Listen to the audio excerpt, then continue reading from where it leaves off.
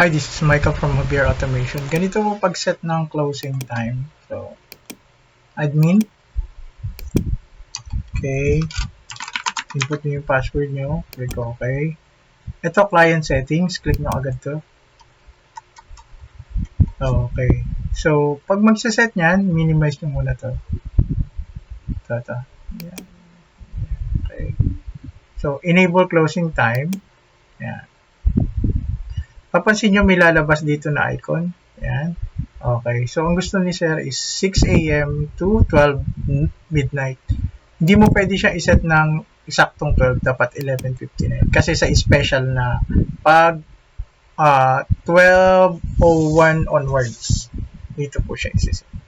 Okay. So, nakaset na yan. So, pag sinave ko yan, save. Okay.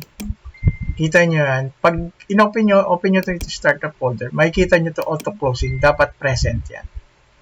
Okay? Present yan. So, balik tayo doon. Tapos gusto naman natin i-disable. Papansin nyo, ayan, ito na yun. So, makikita nyo yung pre-closing 9:30. So, wala yan. Ito close. Okay? So, siya yun. Okay, paano i-disable? So, click nyo lang yung disable. Kita nyo mawawala na yan. Ayun, wala na. Okay, pag punta nyo sa startup folder, mawawala na yung auto-closing. Ganun po siya. Pag-check. Okay? So, enable natin siya ulit. Enable. Okay. Kita nyo yan. Lumabas na yan. Click nyo yung save para kumagat. Save.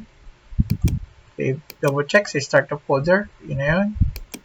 Okay. So, ganun lang mag-set. Okay. Nice na yan. Okay. This is Michael from Javier Automation Services. Thank you.